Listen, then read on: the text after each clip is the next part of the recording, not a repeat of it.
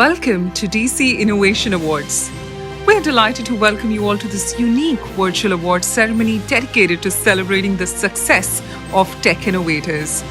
Brought to you by Trescon and powered by Cisco. Well, today's ceremony will honor enterprises, individuals, and entrepreneurs who have struck down all the barriers and roadblocks on their journey towards technological innovations and excellence in the field of data center and cloud technologies. The nominations were received in the following categories: Pioneer of DC Transformation, Next Frontier in Digital Transition, Best in Digital Resiliency, Best in Enterprise Modernization, Best in DC Innovation, Best in DC Automation.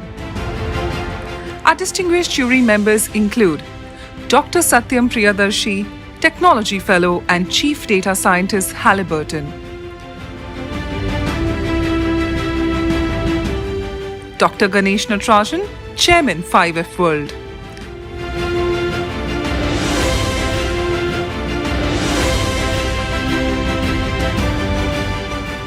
Anand Patil, Director Systems Engineering, Cisco Systems; and Mini Gupta, Partner, EY. Our sincere thanks to all the nominees, distinguished delegates, and the jury members. We wish you a great virtual awards experience. To all our honorable guests, distinguished jury members, and nominees, a warm good evening to all of you. Well, on behalf of Trescon, the organizers of the show, I would like to formally welcome you all to the DC Innovation Awards.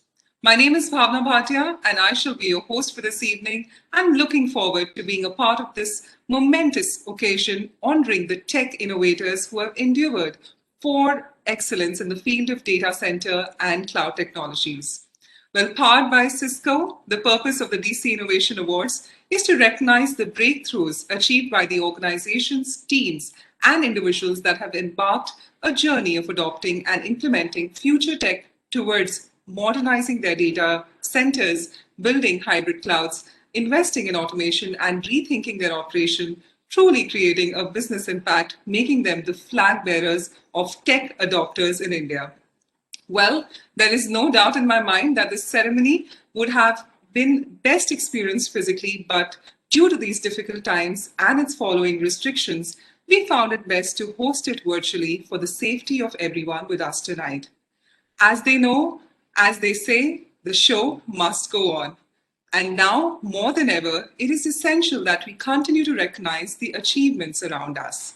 Well, on the bright side, it has also allowed us to explore new avenues through innovation and technology in our lives, creating a new chapter in history. While this renewed sense of focus, coupled with seeking out new ways to bring together global technology leaders using the very best social tools, it is what that has led us here to further build upon our business and professional relationships. And that's what excites me so much about tonight. Well, we truly believe that this virtual ceremony will do justice in honoring enterprises, individuals, and entrepreneurs who've struck down barriers and roadblocks on their journey towards technological innovation and excellence. And I'm glad to be a part of this. Well, with this in mind, let's begin the ceremony. Well, to kick off the proceedings, we have a special opening keynote presented by the futurist who drives technology innovations at Cisco, Mr. Samir Garde, Vice President of India and SAARC, Cisco, joining us. As the Vice President, Samir is responsible for sales, operations, growth initiatives, and investments in strategic alliances in theater. Samir spearheads Cisco's objectives to a transformational partner to the governments across states and cities and provides customers with the right foundation for their digital businesses. Over the career spanning 30 years, Samir has led several top-performing organizations with an enduring track record across multiple roles and regions. His keen understanding of technology and market opportunities enables him to drive transformation and capture critical market transitions. A proven leader, Samir has been somebody who's built and managed global and regional businesses in India, Europe, USA, and Asia. Well, with this, it's time to now have Mr. Samir Garde on your stage and screen. Over to you.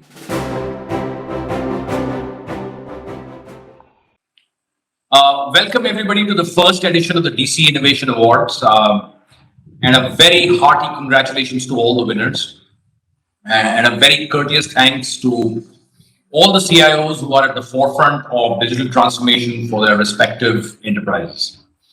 Uh, Cisco is obliged to you to be our partner, and you can count on us today, tomorrow, and every day for the future. I wanted to first make sure that all of us are safe, all of us are keeping healthy, or if we are not, then taking care of our families and ourselves. At the same time, I also wanted to start off by saying that I think there are major challenges that every enterprise, irrespective of the industry that they are in, are facing in terms of effective deployment in this new hybrid world. And it's got hybrid in multiple senses, right? Hybrid in terms of work from home plus work from office or work from anywhere. Hybrid in terms of public cloud, private cloud, on-prem. So when you have an environment which is hybrid in so many ways, I think it is going to be a challenge to be able to manage enterprises and an effective deployment of hybrid IT. What we are hearing from customers like you, for example, and stalwarts like you, is that one of the most important things that hybrid IT effective deployment requires is that legacy IT infrastructure hinders seamless cloud deployment. So when you go and look at an agile solution like a cloud, and if you have a very brittle infrastructure underneath that, then you're going to have challenges which are sometimes insurmountable. The second thing that we are hearing is complexity in terms of management, in terms of integration of hybrid IT environments. Now, you might say, Samir is coming from Cisco and he's talking about refresh of IT infrastructure and complexity in management and integration of IT systems because he wants to sell more to us. No, that's not the point here. The point here is that if you have a vision at the top end of your application layer to be agile, to be someone who can move from one cloud to another in a seamless manner, and you have an infrastructure which is brittle, then you will face issues of management, orchestration, seamless deployment of new solutions. And then the third thing that we are hearing is lack of highly trained IT staff in this new hybrid IT, right? If you go back 10 years or if you go back 7 years also, IT was very siloed.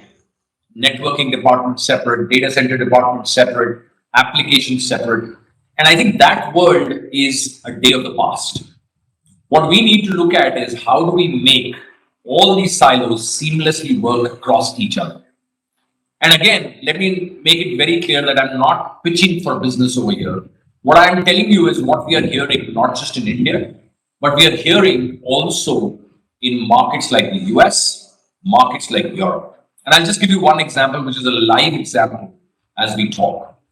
One of the largest and most premier car companies in the world, Daimler, is working with one of our IT service providers, very, very strong partner of ours, to consolidate 130 data centers across the world into 9 large data centers, which are a lot more agile in nature. Also looking at their networking infrastructure to see how they can make that more agile. Believe me, they don't need to do that given where the automobile industry has been over the last 2 years. But they are doing this because they believe that the future is in hybrid, future is about agility, and future is about seamless working across silos in the IT. So what's the approach and the best practice for deployment and management of hybrid IT, right? You might ask that question. Am I an expert in that? No, but I do believe that there is enterprises definitely need to modernize their legacy applications. so that applications can be compatible in a dynamic and ever-changing hybrid IT environment. We believe that these legacy applications, and it's not a process which happens overnight, right? If you have to cloudify your applications, it's not something that you can, make a switch overnight.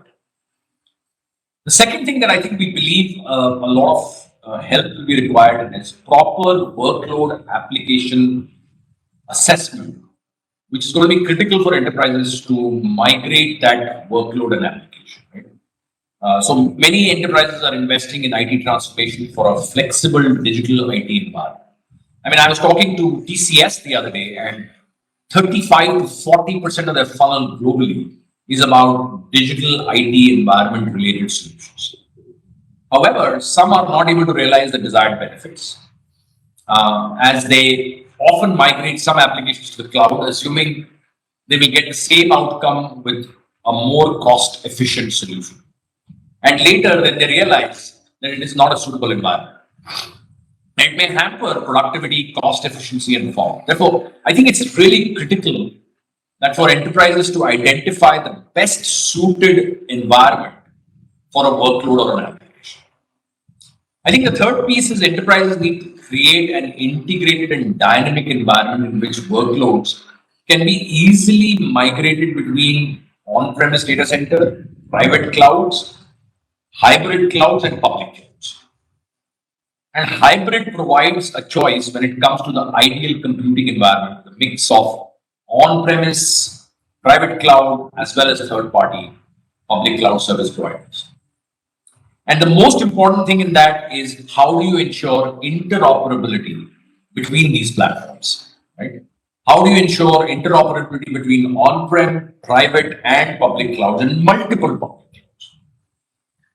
So we all know, IT transformation within an organization is extremely complex and involves changing processes, tools, managing that change, and the ripples it kind of creates across the departments, right? Hence, I think it is important for IT teams to consider and analyze the inputs from all departments before implementing a transformation plan, such as simple as thing as we believe as migration to the cloud. Right? Now, customers today want to create a new operating model, and this is a big change that we need to go figure out, right? In the past, we used to think of data centers as a location. In tomorrow, the whole concept of a hybrid IT environment, the data center needs to be a strategy which is based on being an operating model. What is your new operating model? Which requires IT, DevOps, cloud architecture, application teams to work together more effectively.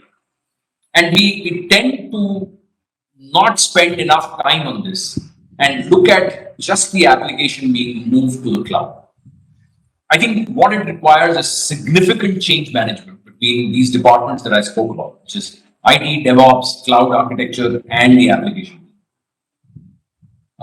And while IT has been traditionally been at the forefront of managing this organization's technology journey, since the advent of the cloud, it has sometimes been probably regarded as a hindrance to progress and a blocker of innovation.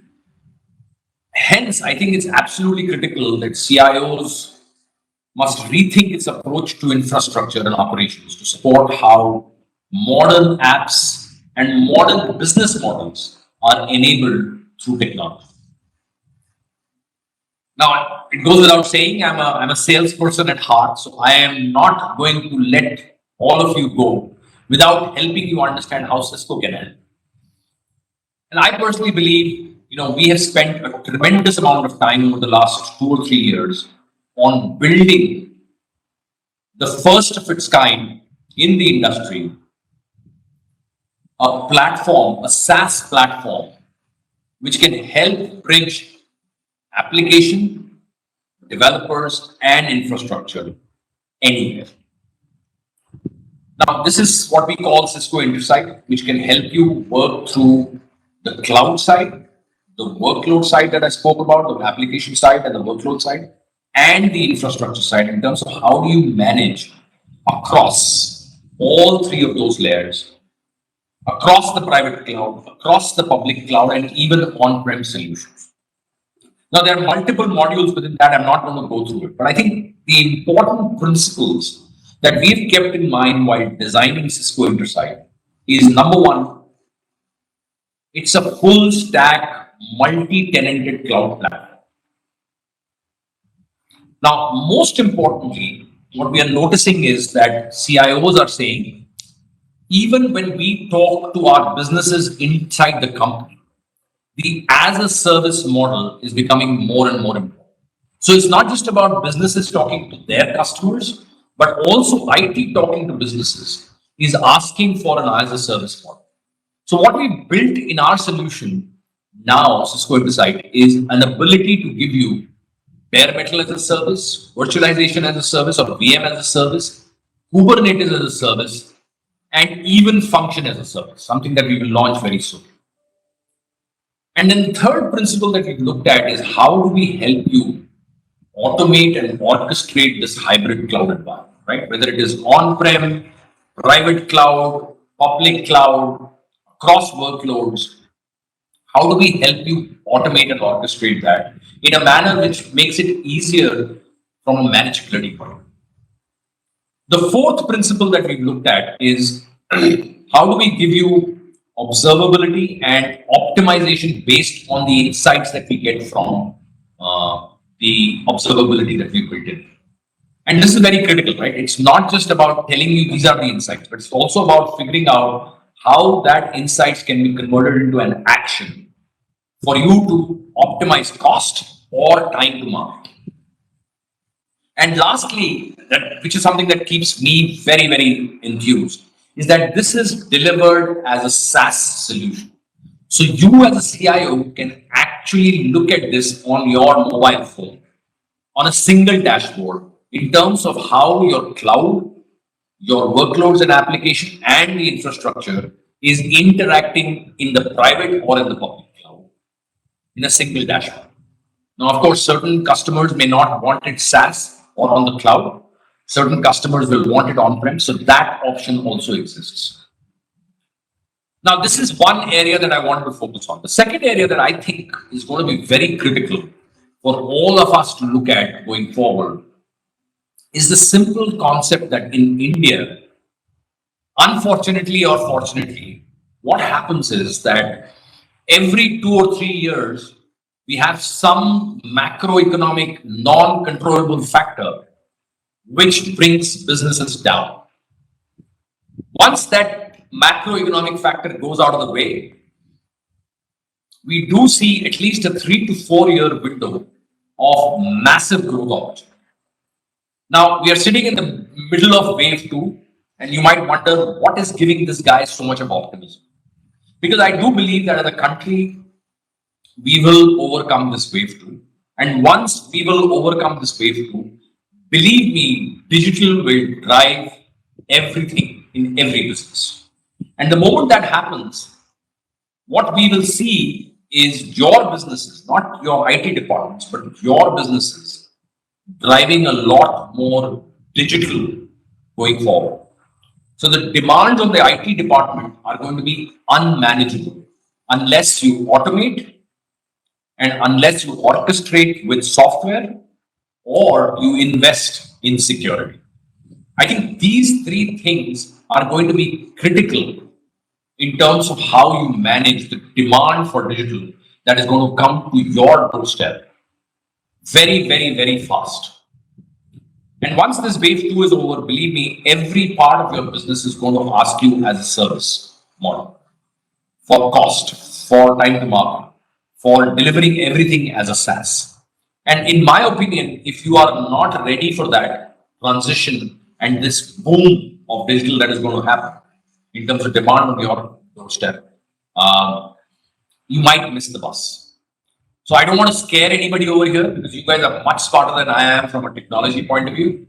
But I do want to make sure that all of us are conscious of this and are able to build that muscle going forward in terms of how we focus on automation software-based orchestration, and security. Thank you very much.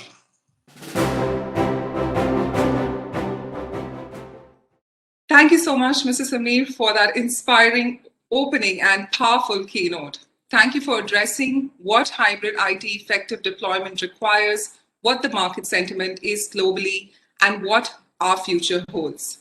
Also, thank you for sharing the best practices for deployment and management of hybrid IT.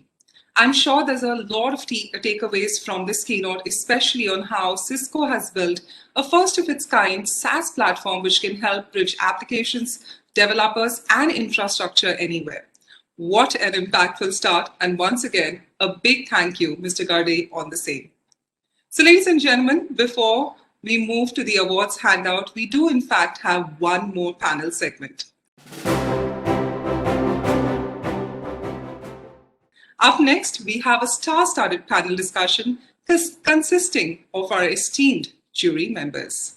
With data becoming the most crucial aspect of our businesses, it's important that organizations find new ways to manage and govern their data so as to improve efficiency in the long run. With businesses now realizing the dynamism of what can be done with their data, we've seen more moving to well-equipped data centers in the bid to aid better data management.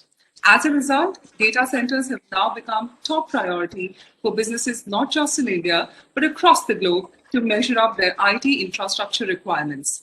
Well, this panel, ladies and gentlemen, will focus on the importance of data centers, its opportunities and challenges, and also shed some light on the data center innovations that are a key point of this ceremony. Well, the jury panel consists of, first up, Dr. Ganesh Natarajan, who's the executive chairman and founder of 5F World, a platform for digital startups, skills, and social ventures in the country. He's also the founder of Global Talent Track and Skills Alpha and co-founder of two Indo-US joint ventures, Calzoom Advisors and the Center for AI and Advanced Analytics. Dr. Ganesh has a master's in industrial engineering from NITI Mumbai, PhD from IIT Bombay, and AMP from Harvard Business School. He's somebody who's received the Distinguished Alumnus Award of the IIT Bombay and NITI and has been recognized by EY and Asia Pacific HR Forum for excellence in technology, entrepreneurship, and people-centric leadership. He's somebody who's completed two successful CEO tenures over 25 years at Aptech and Zensar Technologies. And Harvard Business School has written and teaches two case studies on Dr. Ganesh Natarajan and his success through Vision Communities. Also, Dr. Ganesh is an author of 4 McGraw-Hill books in the business domain. Thank you so much, Dr. Ganesh, for joining us today and giving us your valuable time. So, ladies and gentlemen, joining Dr. Ganesh is Dr. Satyam Priyadarshi, Technology Fellow and Chief Data Scientist, Halliburton, past President, DC Chapter of TIE. While often referred to as the venture idealist, Dr. Satyam is one of the top 50 candidates in India nominated to be on the corporate boards by the Agenda Week, the Financial Times Group publication. Dr. Priyadarshi is a chief data scientist at Halliburton, who is also a senior fellow of International Cyber Security Center at the George Mason University. He is a veteran of big data and data science, somebody who's a global leader who transforms businesses by leveraging big data, data science, and emerging technologies. He's provided executive consulting to global companies all across the globe, and he was recently interviewed by the Forbes magazine on his research on energy industry adoption of AI that garnered global attention. Thank you so much, Dr. Priyadarshi, for joining us today and giving us your valuable time. Well, ladies and gentlemen, joining these eminent panelists is up next Anand Patil, Director of Systems Engineering, Cisco Systems. Well, Anand, being the Director of Systems Engineering for Cisco Systems India, in his role, leads the pre-sales team responsible for solutions and architecture design across the country. This is his second stint in Cisco, having worked here previously for 11 plus years in various capacities. Thank you so much, Mr. Patil, for joining us and giving us your valuable time. And ladies and gentlemen, also joining us is Mini Gupta, Partner Technology Consulting, Cybersecurity, Data Privacy, GRC Technology at EY. Well, Mini Gupta is a partner with a consulting practice at EY, an engineer and an MBA, She's somebody who's got 19 years of experience in IT advisory, technology risk, cybersecurity, data privacy, and GRC automation services across clients in telecom, media, technology services, financial services, and manufacturing clients. Thank you so much, Ms. Gupta, for joining us today and giving us your time. Well, ladies and gentlemen, with such eminent panelists on your stage and screen, it is time now to delve into knowledge. First of all, a huge welcome to all of you and thank you for joining us for this panel. We hope that this can spark some interesting points and shed some light on what future holds for the data center innovations and what has been the thinking behind assessing our nominations. Well, let's begin with Dr. Natarajan. First and foremost, I would like to ask and know your thoughts on data centers and how they have become integral to business efficiency today.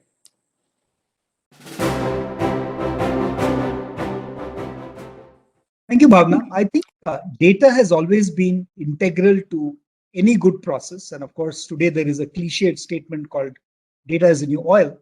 But if you look at the evolution from the original databases to data marts and data warehouses, clearly, I think people are looking at internal organization data, as well as, of course, external data that's coming in through IoT devices and so many platforms as very, very core to the success and the competitive nature of the business.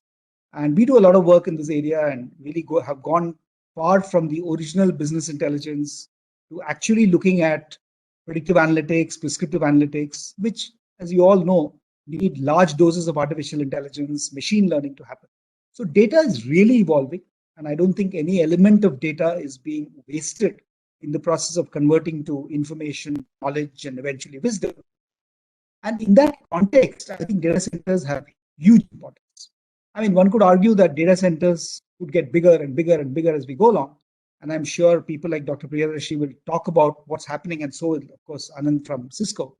But the point I want to make is it's extremely important for the world to make sure that we lessen the importance of large data centers, because large as in even today, I think 1% of the world's energy is consumed by data centers.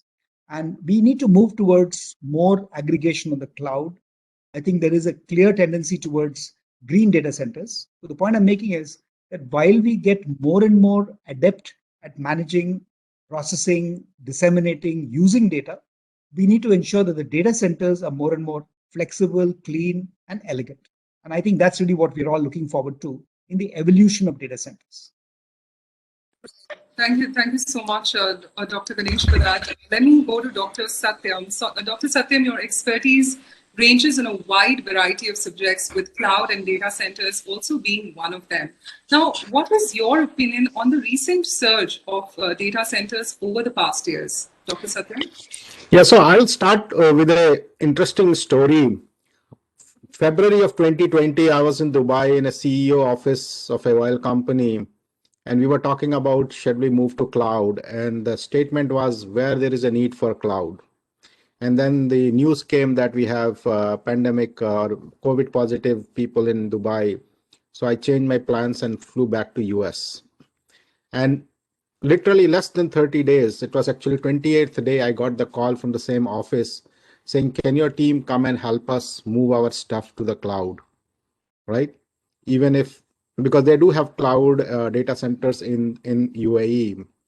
And so you see the transition that happened, right? But if you look at the history, right? So I used to work for AOL in like 1999, and I was in a data center where the world's internet traffic landed, right? We had 3 carriers. Every bit of internet traffic would actually land in the Ruston data center.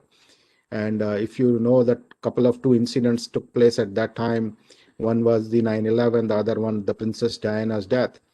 That is when we saw a real peak of traffic, right? Those 2 days, that couple of hours was amazing in terms of technology development. If you think of it, they were bad, sad stories, but from a technology point, it challenged any technology that existed. But since then, we have evolved so much. Today, I think the area where I live in the Fairfax County or Loudoun County, it's nothing but a data center hub. Pretty much the road on the AOL road that we call, of course, it's Loudoun County Road, but every building is a data center. And they have become a massive complex. But if you look at the number of cars that were there in those 20 years ago to now, they are much less. So they are highly optimized data centers, not in terms of energy consumption, but in terms of people requirement, automation, right? And as a result, it's a great, as Dr. Ganesh was saying, that they use 1% of energy. I think they may be using more, but at the same time, they are also now diversifying in terms of energy, where the source of energy comes in. At that time, in 20 years ago, we had our own power center in Manassas, actually, for a data center. And we used to supply to the city because we had extra power. But today, the data centers consume the most. But most importantly, what it has provided actually more from a technology point is that the disaster recovery has become much easier. The connectivity has become really with the least possible, what you call, the word I'm missing is the time to communicate, so to say. And if you look at it, what happened in the last 1 year, that we are all going on virtual desktops, which was not possible today. Like, we have virtual desktops in US, Singapore, India. Even India is on the map now. So we can actually provide virtual desktops to Indians in India, so that your latency is very limited, like very short. And that is a big change. The other aspect that's happening is like this whole concept of total cost of ownership, right? And that earlier you would have thought that it would keep increasing, especially if you deploy cloud. But this whole concept of hybrid cloud and the cost of networking coming down is actually changed the whole paradigm.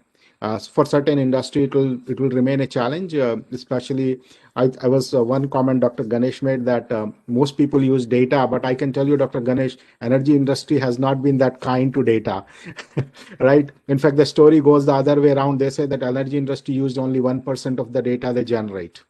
Which is again questionable, but at the same time, yes, that's true. What happened is that people use data only to a certain extent for the right operation, but they never learned from historical data. But many other industries have done that.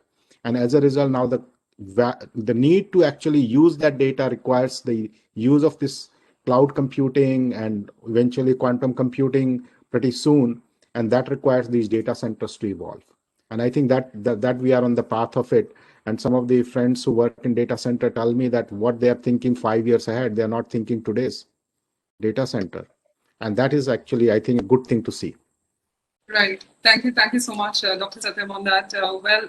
Ms. Gupta, I'm going to come to a very interesting question now. Do you believe that in some way the recent pandemic has pushed for the need for the cloud and data centers now more than ever? And if so, by how much do you feel, Ms. Gupta?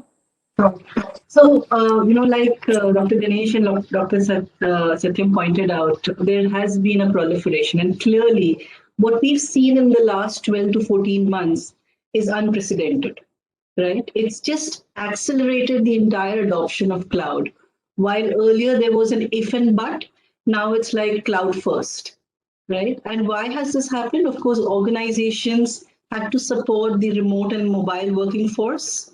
They had to adopt digital transformation.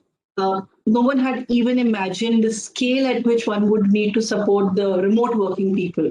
Obviously, for business to keep running, organizations had to adapt technology. They had to adopt to automation. And this in a robust environment, right?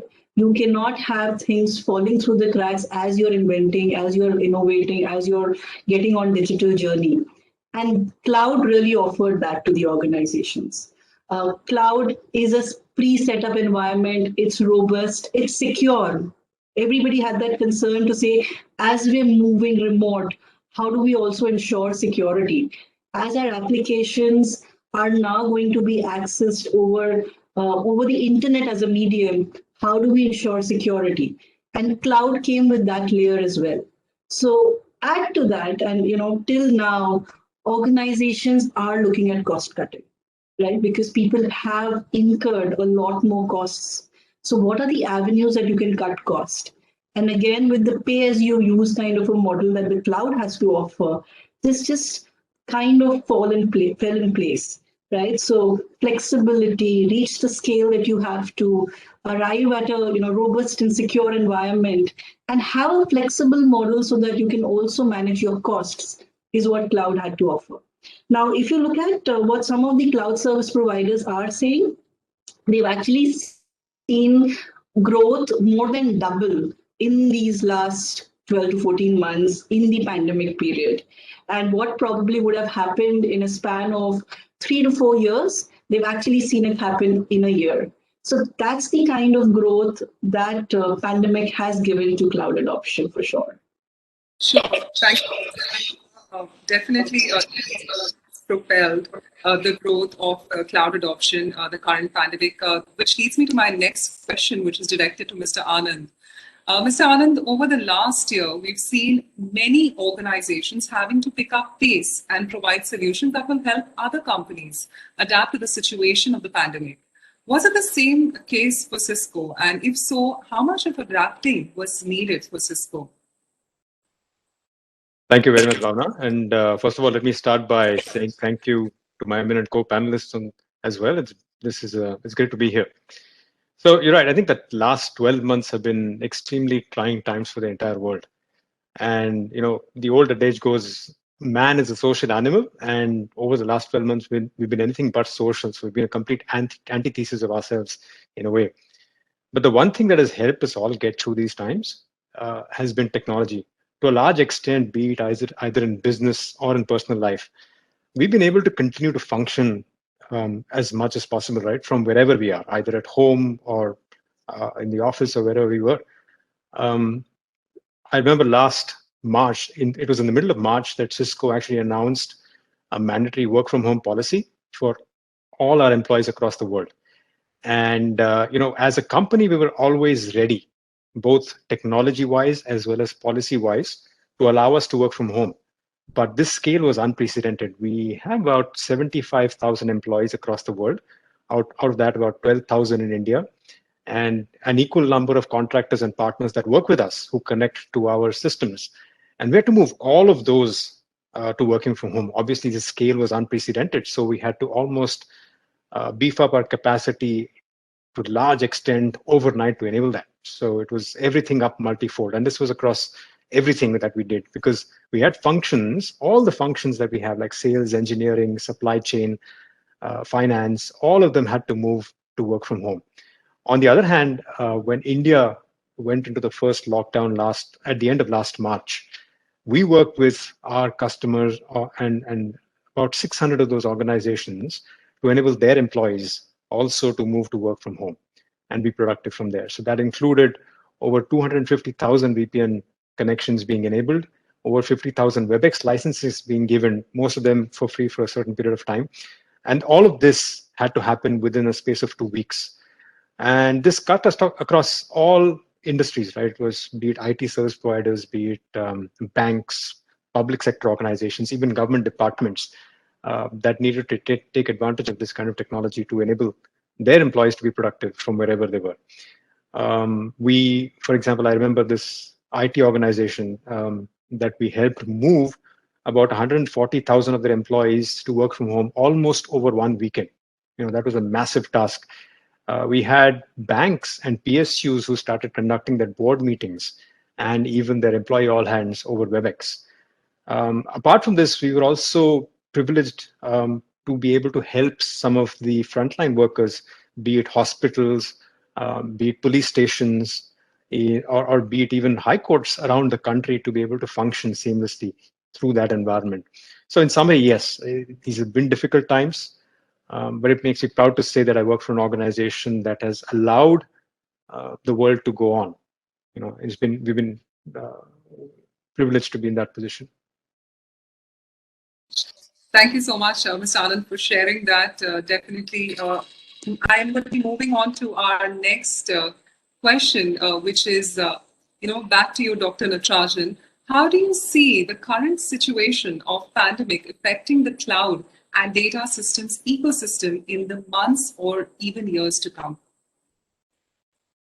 So I think to a large extent, I think Anand has answered that question. And I think it's kudos to the whole tech sector. If you look at India, for instance, I'm on the boards of many of the large companies, and the alacrity with which people could move, literally, as Anand rightly said, on over a weekend to work from home was absolutely amazing. But that you would expect. right? I mean, from the IT sector, because IT services obviously didn't miss a beat. I mean, literally quarter on quarter on quarter, it's been growing. And even the profits have improved almost, sadly, because nobody comes to office.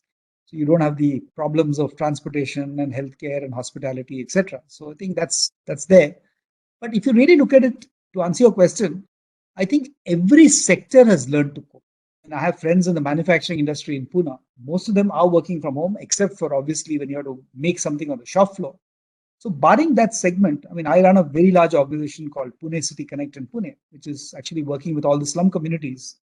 It took not a weekend, but it took us 2 weeks to get 8,500 youth from the slum communities to start using technology and working from home.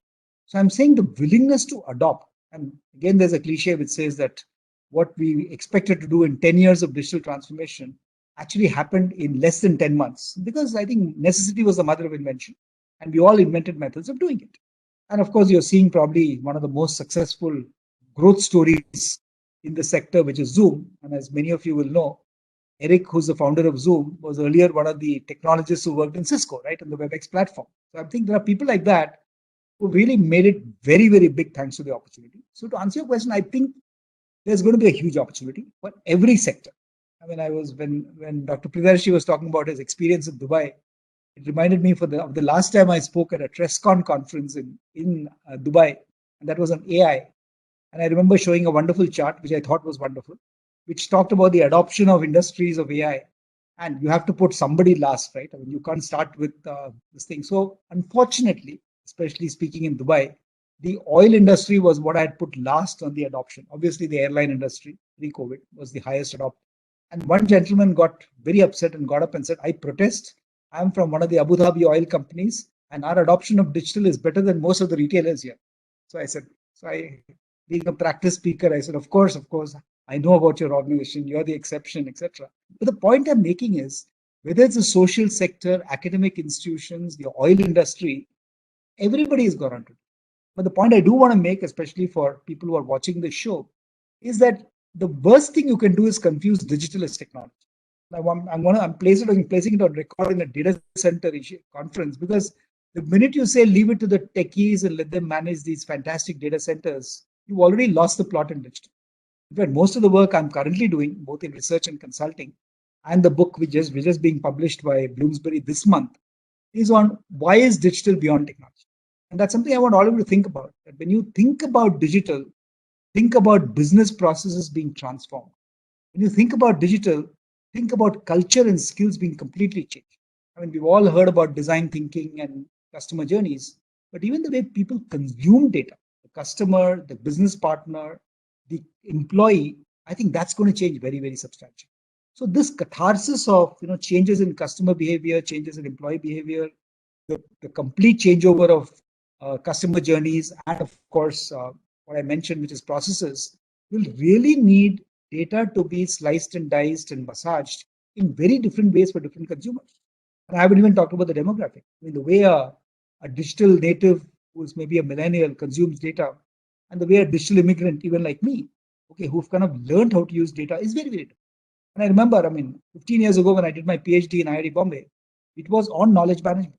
We talked about how data to information to data to knowledge to wisdom evolves. And that was exactly that. So even then we knew that you need to have lots of ability to massage the data. You need to be able to contextualize data, which of course was then expert systems, now is artificial intelligence. So to put a long, big story together, we're calling it digital re-engineering. And people who are intelligently looking at data centers, Mini talked about, the whole cloud adoption today. When you're adopting technology, remember you're adopting a change of your life and work style.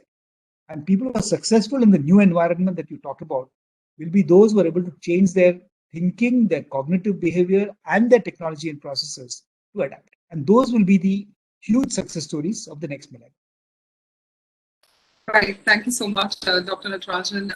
Well, now I want to move on to the awards.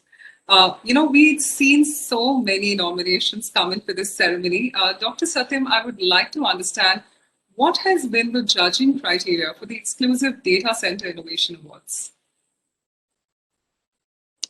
So, as we say, data and data centers, they are growing, right? And the need for them is growing, the innovation in them is growing, the applications of them is growing pretty much, right? So what does really data center provide, and what how do we actually judge a competition like this is amazing. So some of the areas that we looked at is related to what is in the terms of digital transformation.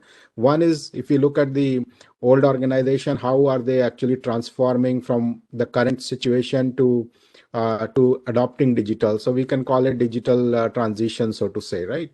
The other criteria that one can look at is like the resiliency. How do if you are already digital organizations, can you actually be resilient in the face of disruptions that are taking place, right?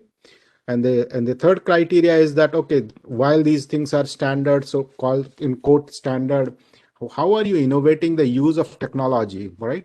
One is not just the servers, the network, the security, all aspects of it. So innovation. And then of course the enterprises which are a little bit ahead in the game, how are they actually leveraging the automation for it? And if you look at it, that it all relates to the transformation aspect of the business, right? It's not just about the digital transformation, but it's about the enterprise transformation. So when you look at judging these projects, one can look at in different categories effectively as to what area of this pillar of this digital transformation they are actually being ahead of the curve, and actually award them the right recognition in the category.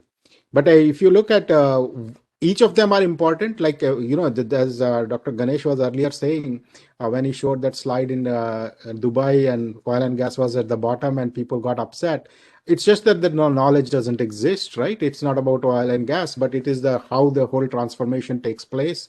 And many industries are in different places. So when you are looking at a adoption of data center technologies in an integrated view, one can look at different enterprises in different of these pillars. And as a result, so what we have used in order to judge these submissions is along these 6 categories.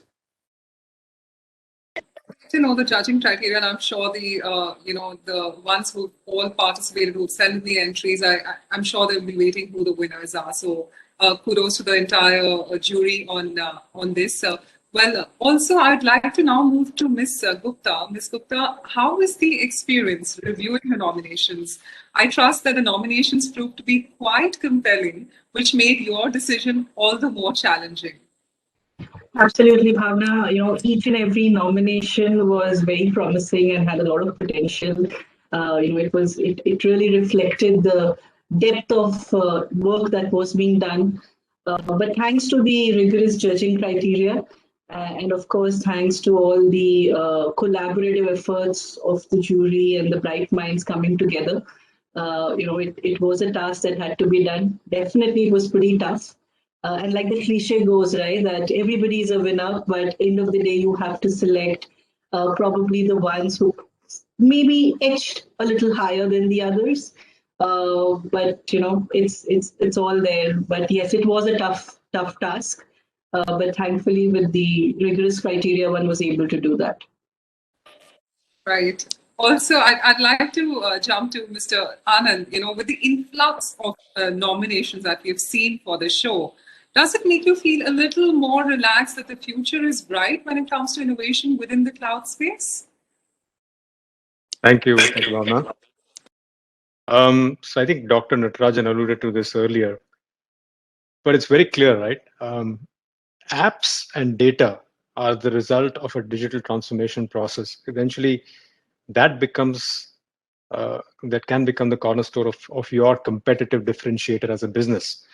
And therefore, a robust data or a data center strategy plays a key role in essentially determining the success of your organization's business. And as we started going through the nominations, it was very clear that each of these submissions was aligned to a clear business goal. In most of these cases, the goal was to build resilience and future-proof the business. In short, how do I leverage my data center strategy to provide agility to the business? And the common themes that we've been talking about so far did emerge out of all of these nominations, right? They're quite forward-looking in that sense. So if I think Dr. Satyam and Dr. Ganesh also alluded to the fact that data centers are becoming more green. So hyperconvergence using Cisco HyperFlex is one of the themes that we saw. There was a lot of focus around software-defined networking using Cisco ACI.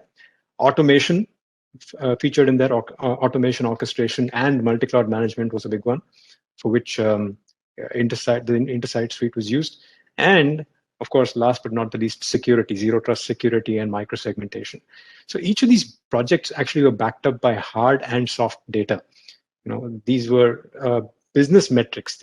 And that gives me a great level of comfort, knowing that these organizations recognize that the competitive edge that a robust data center strategy provides to their business. That's great to know.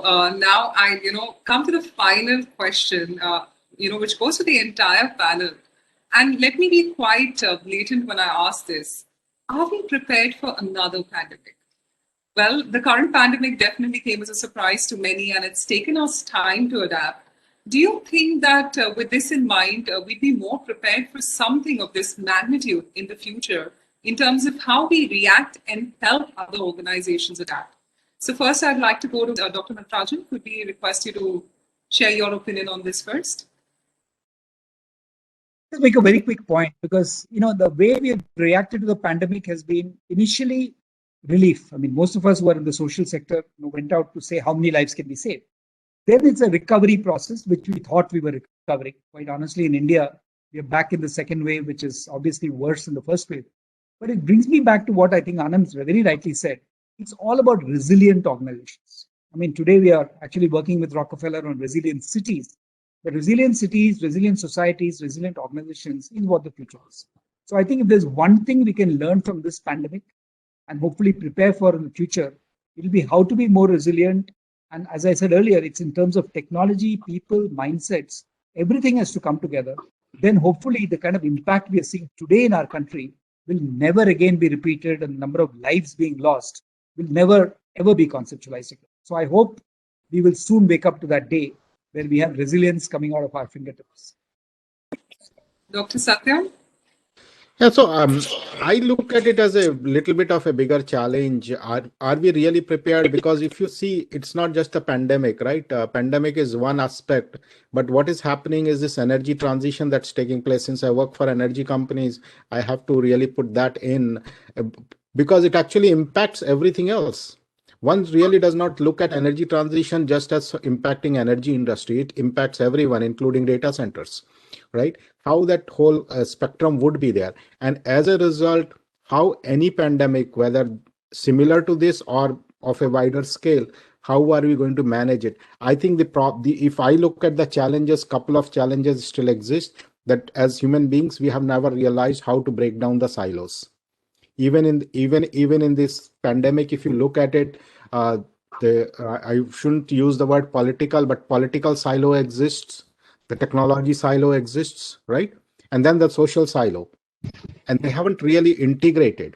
And we all know from enterprise, and as we will see even in the award discussions, when you integrate things, you get really right productivity. So that lesson that we should really learn is how to break down these three silos to be really managing the future pandemics. And that will be really very important aspect. If any lesson that we have learned is that, whether it comes to from the health organizations to on the ground people, it's just amazing that the breakdown of, like, think of, I think Dr.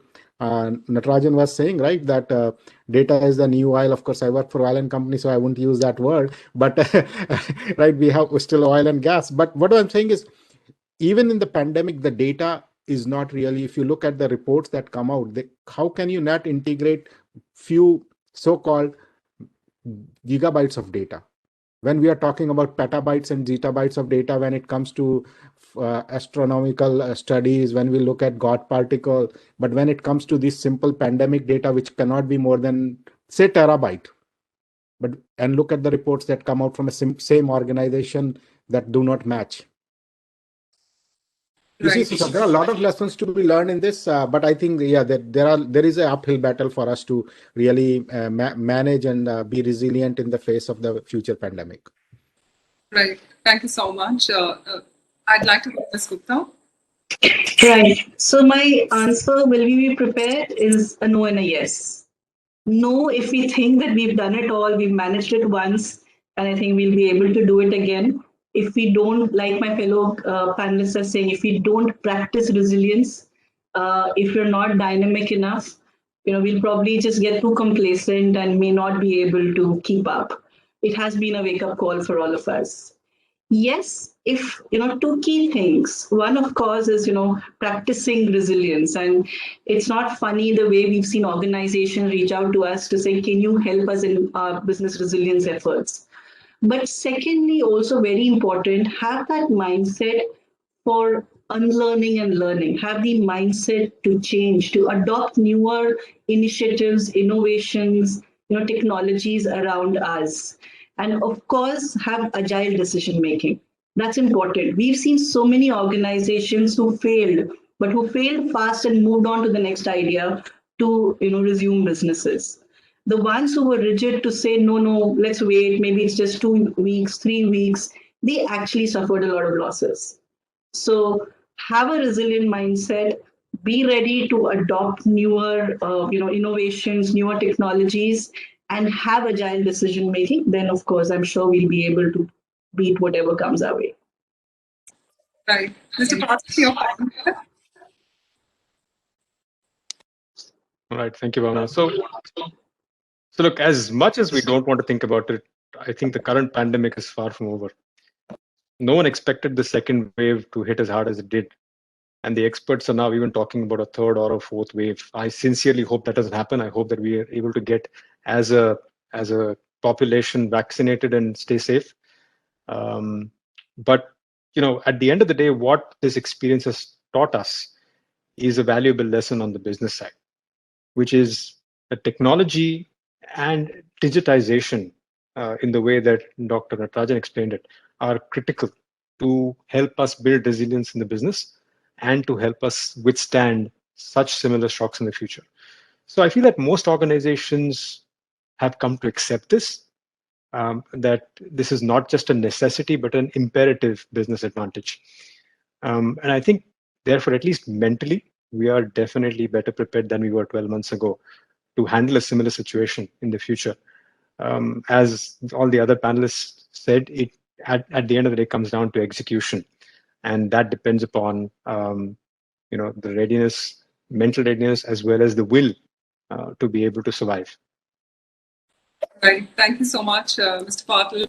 Well, I'd really like to heartily thank all our members of jury. That indeed was an insightful discussion that provided us with some thought-provoking ideas. Thank you once again for joining us today. Thank you. Thank you. Thank you. Thanks, everyone. Thanks, everyone. So now, ladies and gentlemen, this brings us to what we've been waiting for, the DC Innovation Awards powered by Cisco and organized by Trescon.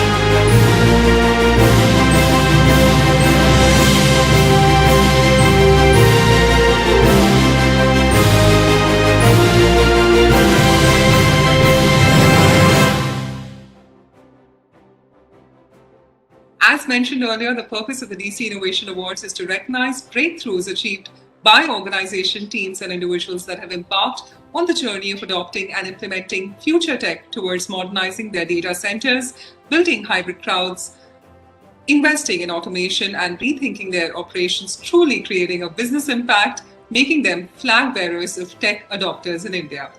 Well, with this in mind, let's move on to the first award of the evening. The pioneer of DC transformation. Well, as the digital economy becomes responsible for a growing share of enterprise revenue, it has become an increasingly important item on the CEO's agenda. The focus is now on the customers' capabilities, critical infrastructure, and industry ecosystems. This award recognizes the organization which has which have been working towards becoming a future enterprise to lead in the digital economy. We've seen some incredible nominations here that have challenged the idea of becoming a pioneer. And ladies and gentlemen, the award goes to Mr. Shiv Kumar Bhasin, CTO and CEO at the National Stock Exchange of India Limited. Congratulations, Mr. Bhasin, and it is now time to have you on the screen to share your congratulations message. Over to you. Good afternoon. I'm Shiv Kumar Bhasin. I am Chief Technology and Operation Officer at National Stock Exchange of India. This is the largest derivative exchange where we are having many large-scale programs to transform the exchange and carry out the various large levels of digital transformation. For carrying out any large digital transformation, it is necessary the foundation is very strong, and foundation means where we are low latency driven organization. We first focused on setting up the basic foundational infrastructure in terms of the data center network architecture to go for the software defined data center, where we worked very closely with Cisco to make the setup software defined networking so that we can have our entire data center becomes the cloud ready, cloud enabled, and we can launch various large programs which are based on microservices as well as based on the new age cloud automation technologies and modern application stack. Cisco has been very helpful for setting up the right SOPs and defining the process guidelines to migrate from the legacy architecture to the modern architecture of software defined data centers. And we are looking forward to leverage this technology to catapult this exchange as a digital transformed leading exchange across the globe. Thank you very much.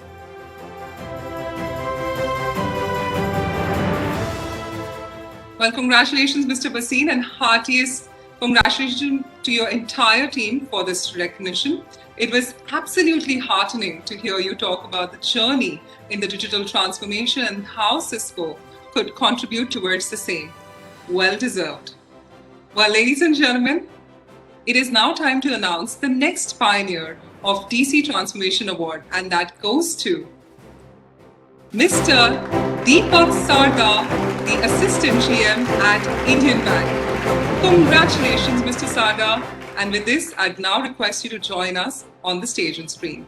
Over to you. Myself, Deepak Sarda, GM, General Manager, IT, CTO of Indian Bank, who has recently acquired Allahabad Bank based on the confirmation by Government of India.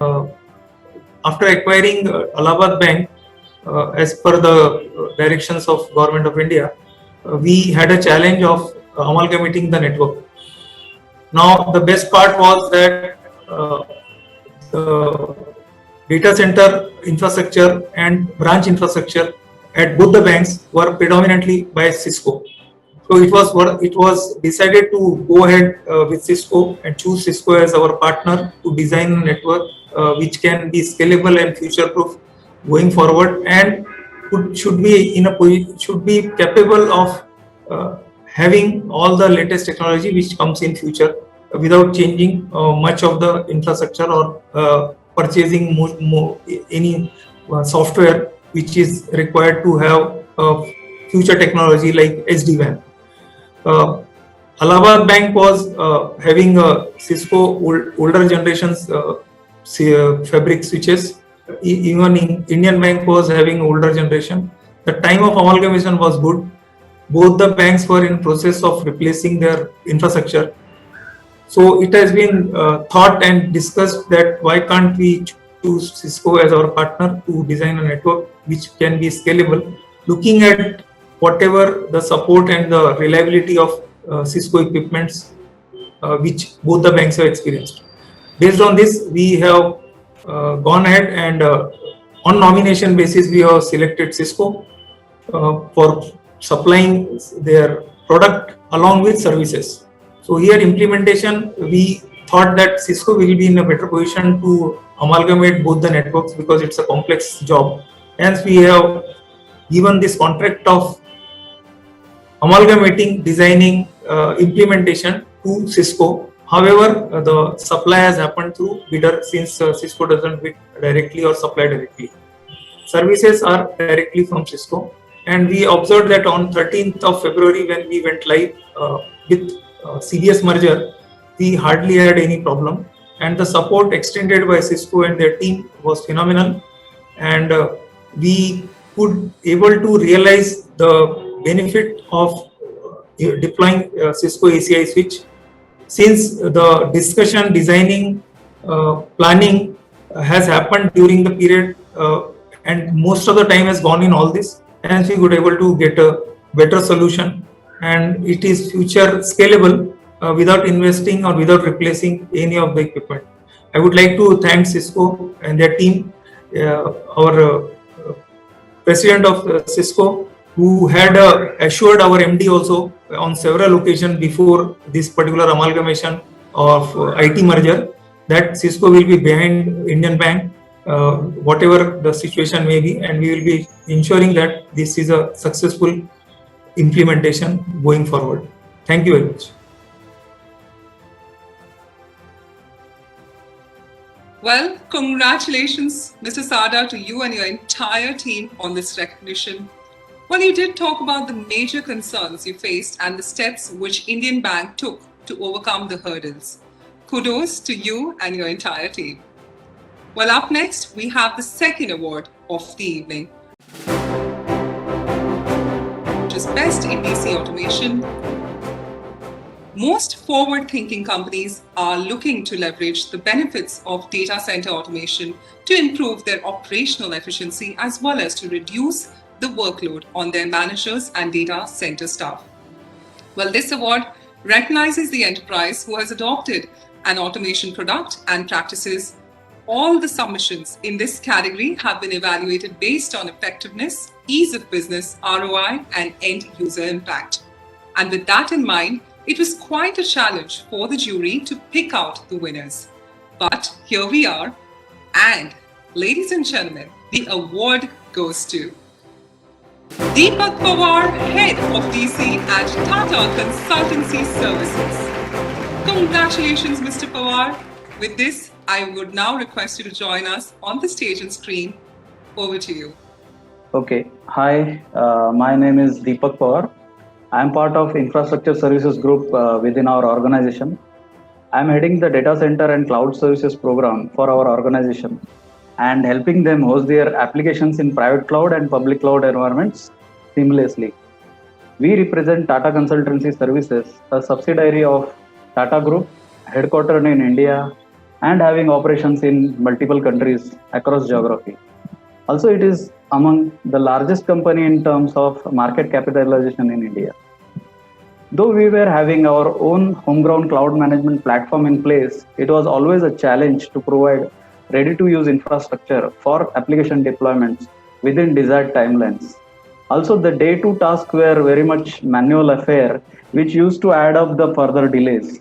As part of our digital transformation journey, we did extensive analysis on the CMP technologies available in the market, and we finalized to implement the Cisco Cloud Center and Cisco ACI in our environment to automate the application deployment in true DevOps model.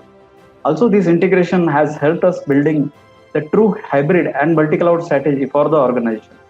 We have observed a tremendous improvement in the application deployments using the standard blueprints, thus reducing the deployment cycle from days to just few hours. Also, with the add-on features of cost optimization and right scaling, we are able to bring down the infra usage cost by 30 to 40%, thus leveraging to host more application on lesser infra footprint. We sincerely thank Cisco and Trescon team in recognizing our efforts in our digital transformation journey. Thank you very much and have a good day.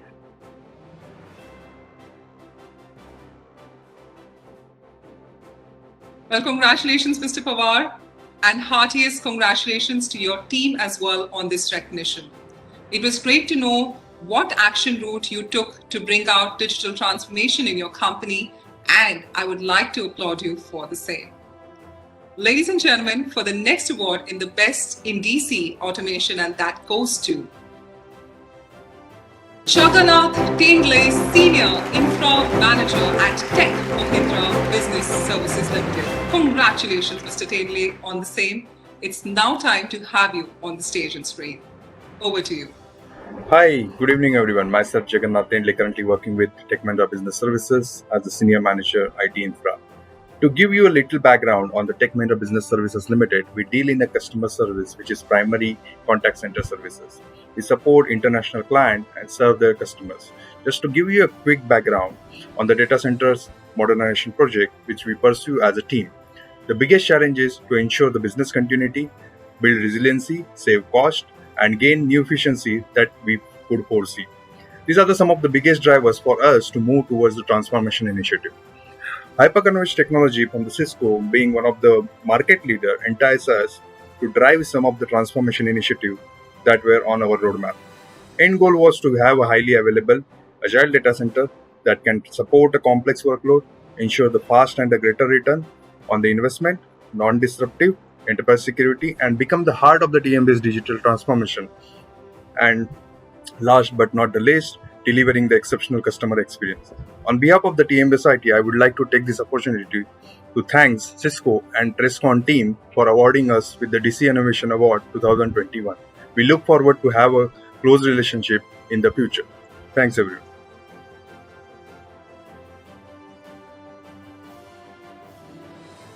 Heartiest congratulations, Mr. Tendle, on this wonderful recognition.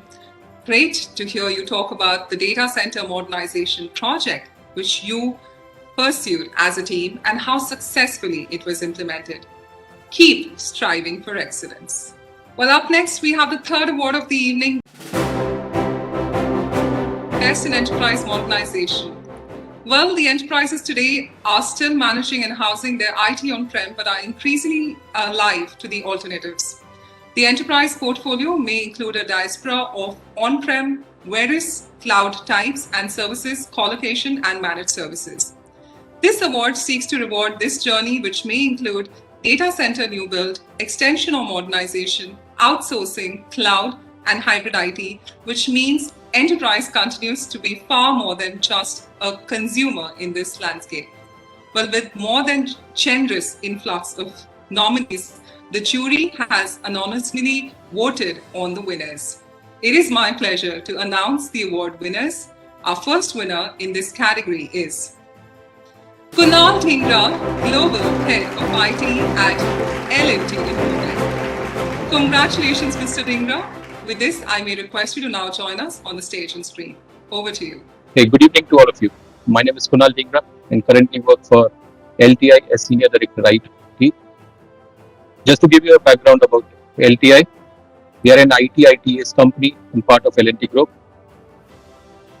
A quick background about the project for which we were nominated this year. LTI started a IT modernization journey a couple of years back, and data center modernization was just one part of it.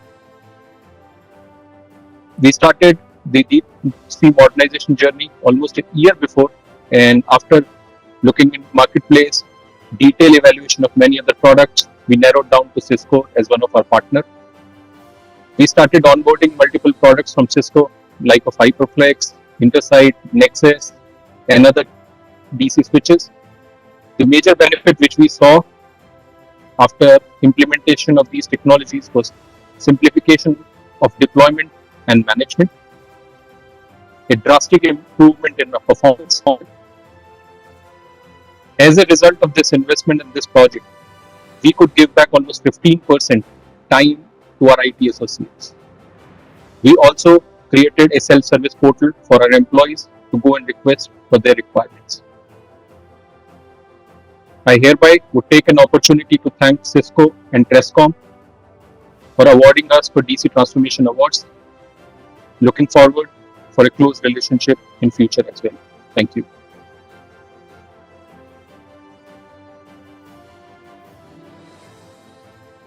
Well, applauding Mr. Dhingra on this wonderful recognition. Great to hear you talk about IT modernization journey of your company and also the project for which you were nominated this year. Cheers. Also, ladies and gentlemen, the next award winner in this category is Hakim Kashim Mohammed Nasmur Kareem, Head of IT Governance at Besh Limited. Congratulations. With this, I'd request you to please join us on the stage and screen, Mr. Kareem. Good evening to all of you. My name is Hakim Nazmul Kareem, currently working with Bikash Limited as Head of IT Governance.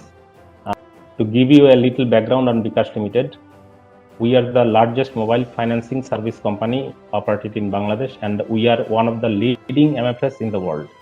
Through our mobile wallet platform, we are heading a cashless society in Bangladesh. Just to give you a quick background on the project we pursued as a team, we started our SDC project named Cisco HyperFlex over multi-site SCI last year, which was critical to Bikash Limited because we required a high-performing and resilient infrastructure across DC and DR to host our security and network management applications. And reason for undertaking the project are alleviating performance bottleneck of existing network and security management applications and new growth areas like SIM, DAM, PAM, and preparing for future requirements. We started out looking at all options available in the market, and after careful evaluation of all available solutions, we choose Cisco as our partner for this project. We onboarding products HyperFlex, Intersite, UCSD, CWM from Cisco. The major benefit we saw in choosing these technologies was a long-term proven relationship with Cisco, performance, flexibility, one-stop support from Cisco, resiliency, and existing investment on Cisco SCI. As a result, this project became a grand success for us and resulted in spectacular performance improvement on existing security and network management applications, increased productivity, and faster delivery of new growth requirement. Best part is, it helped us a lot to achieve PCI DSS certification, which we have not thought even on the beginning of the project. I would like to take this opportunity to thank Cisco and Trescom teams for awarding us with the DC Innovation Award 2021. We look forward a close relationship in future as well. Thank you.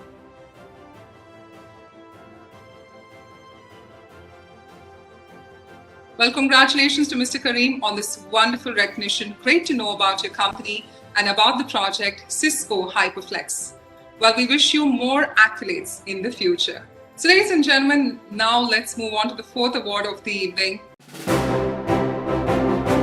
Best in Digital Resiliency. Well, the digital resiliency is the ability for an organization to rapidly adapt to business disruptions by leveraging its digital capabilities to not only restore business operations, but also to capitalize on the changed conditions to ensure future success in the new normal.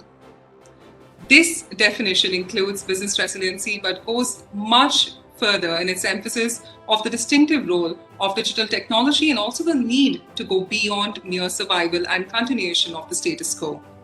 The pandemic revealed that some digitally advanced companies were not only able to continue to operate effectively, but were quickly able to pivot their business either to a new customer segment or delivery of new digital services to support growth.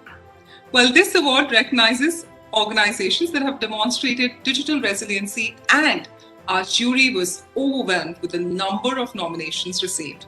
And ladies and gentlemen, the award for the best digital resiliency, it goes to Nitin Sharma, Global IT Operations Head at Wipro Limited. Congratulations, Mr. Sharma. With this, I would request you to join us on the stage and screen. Over to you. Yeah, hi, good evening to all of you. My name is Nitin Sharma, and I head the IT operations for Wipro. I am taking this award on behalf of the internal team of Wipro. While most of you are aware of Wipro, we are a leading global information technology company with over 190k employees serving clients across all 6 continents. Just to give you a quick background of this project, which we took up last year, we wanted to provide our offshore development staff with more secure desktop infrastructure solution, ensuring performance, flexibility, scalability, security, availability at optimal cost. And our aim was to build an architecture of borderless ODC and ensure secure and consistent access across all various locations of Wipro. We started looking for available options which are there in the marketplace, and after careful selection, we have choose Cisco HyperFlex as a partner for this VDI project. At Wipro now we have standardized our ODCs in Chennai and Bangalore on Cisco HyperFlex, and we are using Cisco Intersight for monitoring the workload across multiple DCs. I would like to take the opportunity to thank Cisco and Trescon team for awarding us DC Innovation 2021 award, and we look forward for the close relationship in future as well. Thank you once again and stay safe.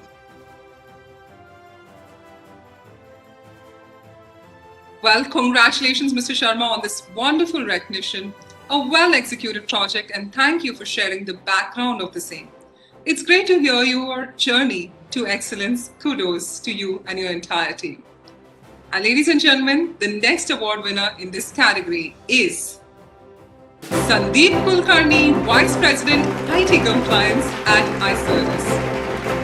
Congratulations, Mr. Kulkarni. With this, the stage and screen is all yours. Over to you. Perfect. Hi, my name is Sandeep Kulkarni, and I represent iCertis Contract Intelligence Software Company, the Vice President, Cloud Operations and IT. With unmatched technology and category-defining innovation, iCertis pushes the boundaries of what's possible with the contract lifecycle management.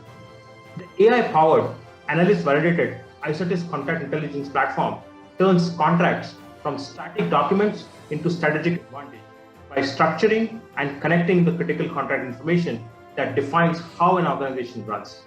Today, the world's most iconic brands and disruptive innovators trust iCertis to fully realize the intent of their combined 7.5 million plus contracts worth more than $1 trillion in 40 plus languages and 90 plus countries. As a part of iCertis, we have solutions deployed in the public cloud. We have 2 types of deployment, ones that were customer facing and the other ones that are internal facing. The internal facing deployments are mainly used by our development organization. Clearly, the customer facing infrastructure was making revenue and was required to be placed very close to the customer locations. Whereas the internal facing infrastructure, while it required to be run 24/7, really did not make any revenue for us. So we made a call to move that infrastructure from a public cloud to our own private cloud. We used Cisco HCI infrastructure to build this. While the initial setup of the infrastructure and moving workload was pretty high, the investment paid for itself literally in 7 months, and the infrastructure is free to use for us now. I really want to pass on my sincere appreciation to Cisco for being our partner in this journey and making this project a huge success. Thank you.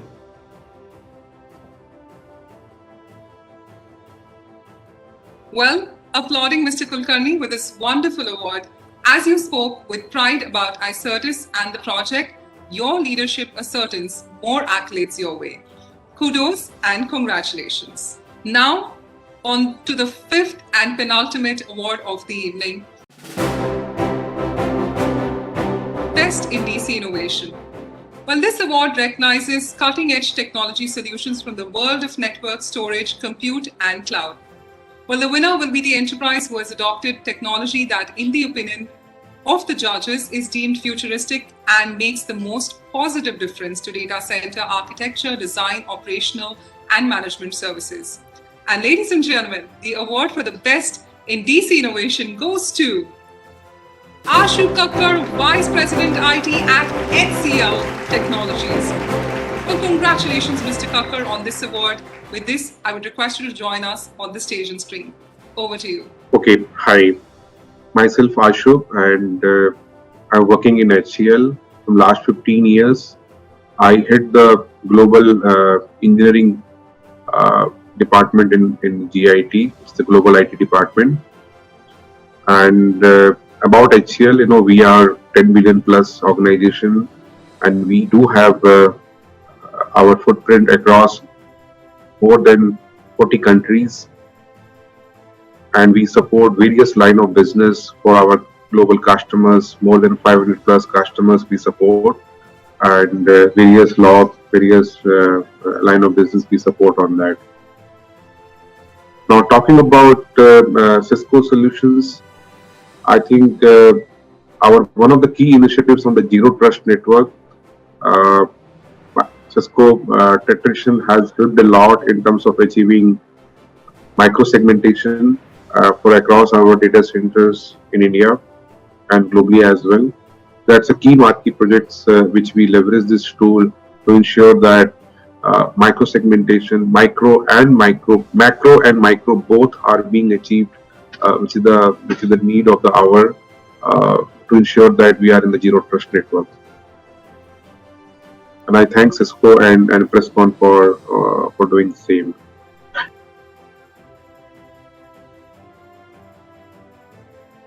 Well, congratulations to Mr. Kakkar on this award. Your work experience is truly valued, and it is wonderful to know how you leverage the Cisco tools. We wish you more success. And ladies and gentlemen, the next award winner in this category is Sheikh Shakil Ahmed, Head of Technology at Nagar. Congratulations to you, Sheikh Ahmed. With this, I would request you to join us on the stage and screen. Over to you. Assalamualaikum. This is Sheikh Shakil Ahmed. I work for a bank in Bangladesh, namely Dutch Bangla Bank Limited. When I was in the bank, we had a big project done by Cisco for our innovation project, and we have done the first Cisco ACI project in our data center. It's a 400 plus rack data center, rated 4 data center, and we were extremely happy to do this project with Cisco because they were the leader on that spectrum on that time, and they have versatile solution, and we were looking the solution which was appropriated found from Cisco. We are still with Cisco with lots of other engagement like security and cyberspace and cloud. We want to grow with Cisco in the long run, and I'm very thankful to Cisco and Transcon to nominee for this award, and hopefully in the long run we will have better engagement with both of the companies. Thank you.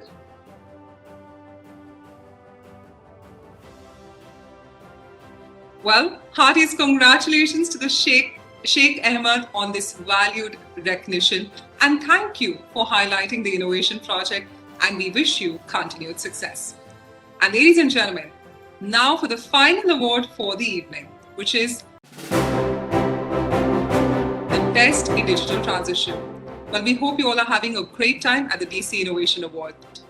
Well, this award recognizes that a large percentage of digital enterprises' revenue depends upon the responsiveness, scalability, and resiliency of the infrastructure deployed within its own facilities and its ability to take advantage of the third-party provided and operated infrastructure resources delivered as a service. An enterprise who has captured upon its digital transition by building a modern infrastructure ecosystem and focusing on ensuring ever faster delivery of innovation, infrastructure, hardware, software, resource abstraction, and process technologies to support the development and continual refinement of resilient digital services and digital experiences.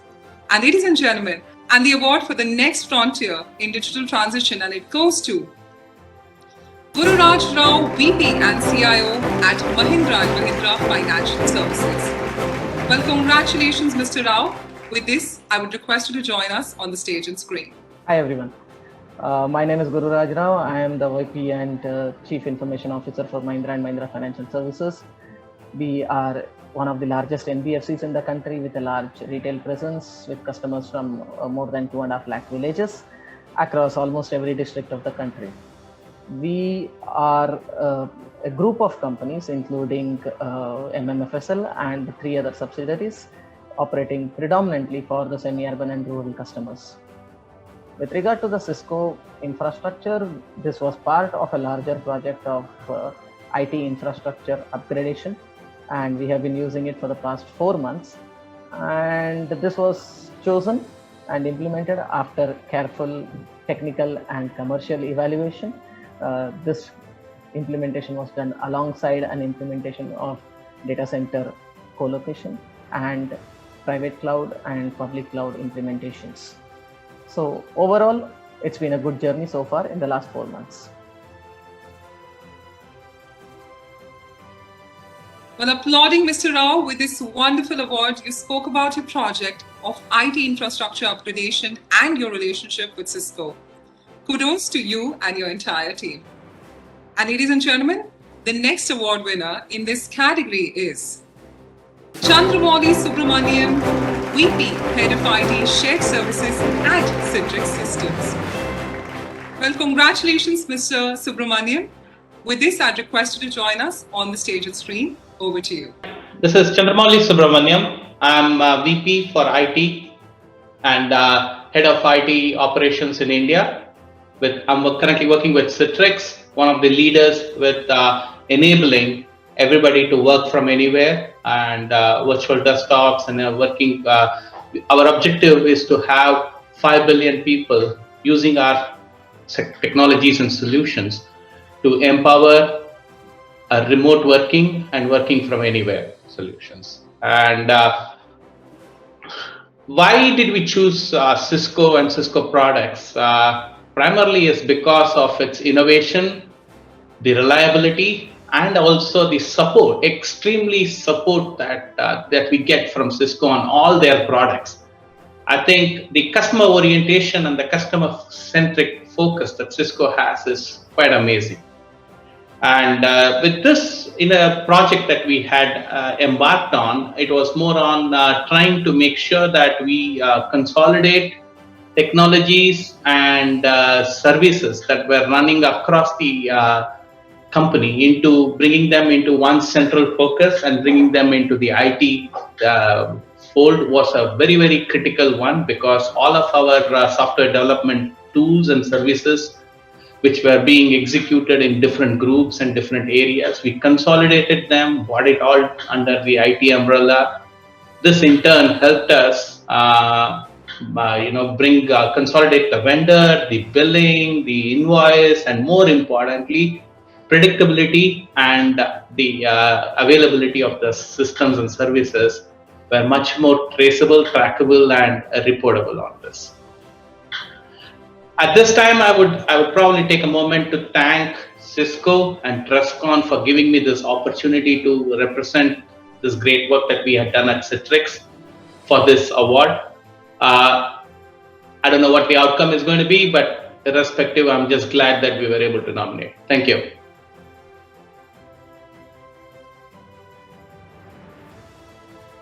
Heartiest congratulations to Mr. Subramaniam on this valued recognition. Thank you for sharing the background on the project, and we wish you more accolades your way. Apart from the above winners, I would also like to congratulate 5 more winners under the honorary mentions category. First up, Bangaru Babu, AVP IT Omega, Mahesh Doshi, IT Head Trifigura, Roshan Pokli, CIO Airport Authority of India, Sanjay Kumar, Director of Network Planning and Marketing at RailTel, Sudarshan Srinivasa Vardarajan, Associate Director at Cognizant.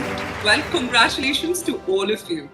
But I hope the winners have received their trophy, and to extend the celebrations, the winners shall also receive the dinner voucher of 7,500 with which you can enjoy a lavish dinner for you and your family. The dinner voucher will reach your doorstep very shortly. And with that, ladies and gentlemen, we're now coming towards the close of the DC Innovation Awards. But before we go, on behalf of everyone, it is indeed my pleasure to make a few closing remarks and express gratitude to all those who made it to the virtual conference. I would like to thank our honorable guests, distinguished jury members, and nominees for making this a memorable evening. This ceremony was put together to highlight the future inspirations for data center innovations, and it has done just that. We would like to thank everybody from the deepest core of our hearts in battling these turbulent times and still managing to submit their nominations. Your commitment in contributing to the data center innovation is deeply recognized. While we at TrestCon and Cisco value your contributions immensely. All of you are winners in your respective organizational journeys. I'm sure everyone stands in agreement with me that today was truly one of its kind experience. Well, we got to witness some eye-opening discussion points on the integrity of data centers and cloud computing, and we also got to learn some key insights from within the industry. We even got to see some incredible innovation from our winners, and I'm sure you'll all be in the agreement to the fact that the future of data centers is in good hands with the leaders of tomorrow. Well, this is the first edition that has garnered overwhelming response, and we once again humbly thank you all for your valuable support. We will continue our journey to host DC Innovation Awards by bringing the most compelling stories of innovation at the forefront by hosting these awards in subsequent years. I would also like to thank our partners at Cisco. A big thank you goes out to the entire Cisco India leadership team for making these awards evening a phenomenal success, and we look forward to many more successful editions in the years to come. And lastly, we would love to hear your thoughts about DC Innovation Awards on our social media. Please use the hashtags #DCIA Awards as one word, #TrestCon DCIA as one word, #TrestCon Cisco DCIA as one word, and also tag us using the following handles as you see now on your screen. Well, being your host tonight has been a great honor for me, both personally and professionally. With this, we come to the end of the DC Innovation Awards ceremony. Stay safe. This is me, Bhavna Bhatia, on behalf of TrestCon and Cisco, signing off for the day.